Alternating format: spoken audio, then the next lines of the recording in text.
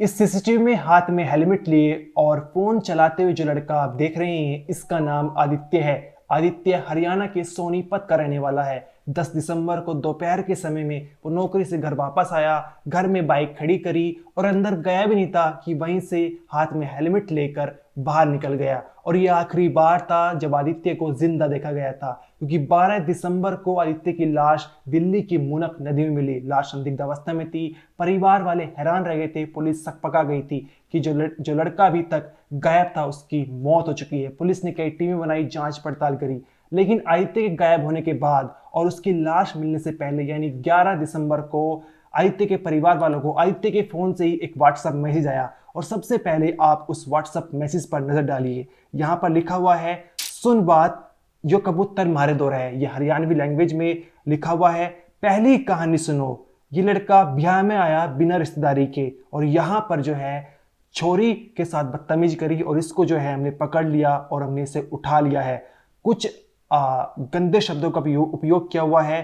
कल इसी टाइम तक जो है 25 लाख रुपए तैयार करियो। साथ में लिखा हुआ आगे, अब तुम्हारे पास दो रास्ते हैं, पहला तुम पुलिस के पास जाओ और दूसरा हमारे पास। फर्क बता देता हूं, फर्क यह है कि पुलिस भी इस लड़के को ढूंढ देगी लेकिन मुर्दा, और हम देंगे इसे जिंदा। आगे भी बातचीत लिखी हुई है और बहुत सारे गंदे शब्दों का भी इसमें उपयोग किया हुआ है। साथ ही एक तस्वीर भेजी थी, उस तस्वीर में आदित्य जो है किडनैप दिख रहा है, उसके हाथ बंधे हुए हैं।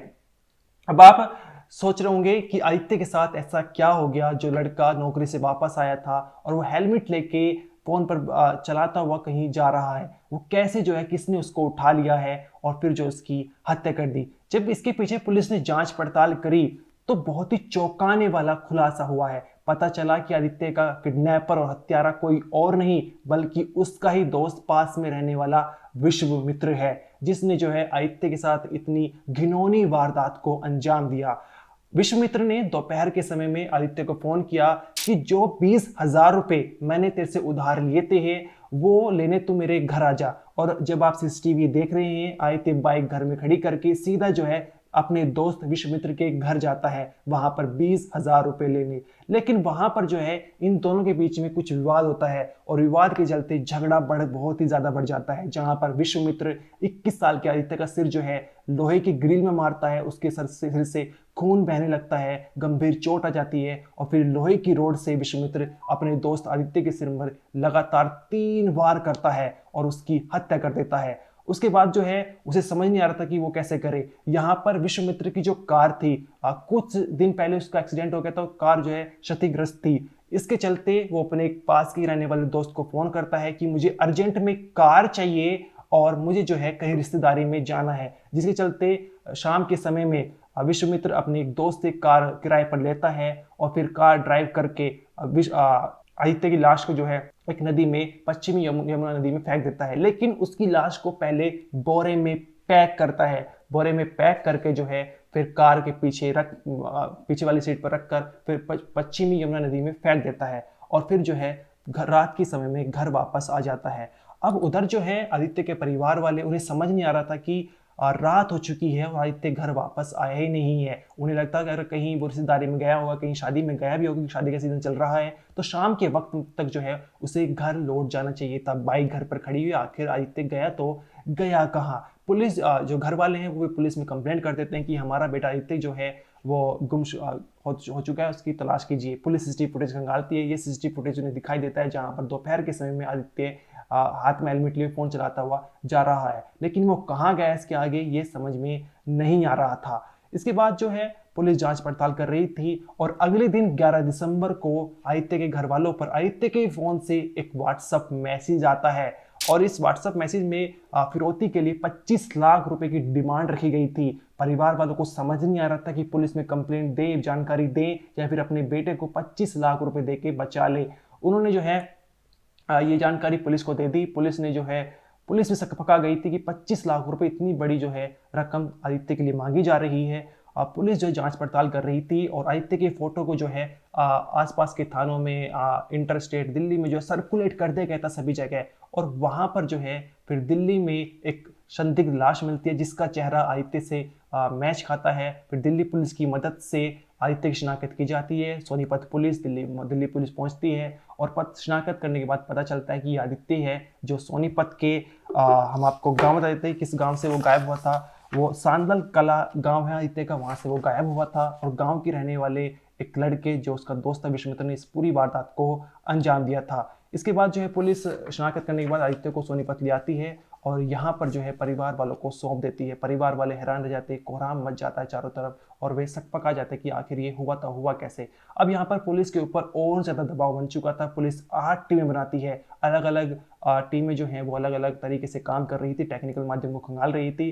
तब पता चलता है कि जब आदित्य की जो लोकेशन है, आदित्य की फोन की लोकेशन वो गांव में ही मिलती है। लोकेशन मिलने के बाद और तमाम टेक्निकल माध्यम से जो है पुलिस आरोपी विश्वमित्र को गिरफ्तार कर लेती है। गिरफ्तारी के बाद विश्वमित्र ने कई चौंकाने वाले खुलासे किए। लेकिन यहाँ पर एक सवाल पुलिस के ऊपर भी उठता है कि 11 दिसंबर को जिस दिन व्हाट्सएप मैसेज आया, क्या उस दिन आदित्य की फोन की लोकेशन खंगाली थी या नहीं खंगाली थी? जब लोकेशन जो है गांव में ही मिली थी तो आदित्य की फोन की लोकेशन उस दिन खंगाली गई थी या नहीं खंगाली थी, ये बड़ा सवाल है। अब यहाँ पर विश्वमित्र को गिरफ्तार कर लिया गया है और नाम देखिए आप, विश्वमित्र यानी संसार का मित्र। लेकिन वो लड़का जो है अपने ही दोस्त का नहीं हो सका, उसके ही मर्डर कर दिया है। अब यहाँ पर जांच पड़ताल में सामने निकल कर आया कि एक लड़की का एंगल था। अब लड़की ये है कि विश्वमित्र की एक दूर की साली है और वो साली जो है आदित्य को पसंद थी और इसके चलते दोनों के बीच में झगड़ा हो गया था। आदित्य 10 दिसंबर को दोपहर के समय में जब विश्वमित्र के घर गया, विश्वमित्र के बुलाने पे कि 20,000 रुपए तुम्हें उधार के वापस देने हैं, तो वहां पहुंचा और उसने देखा कि विश्वमित्र जो है, विश्वमित्र के घर में कोई है नहीं। तो आदित्य ने कहा कि क्या मैं एक लड़की मुझे पसंद है, उसे तुम्हारे घर पे बुला लूं? तो विश्वमित्र के आगे बातचीत में पता चलता है कि वो कोई और नहीं बल्कि विश्वमित्र की ही साली है।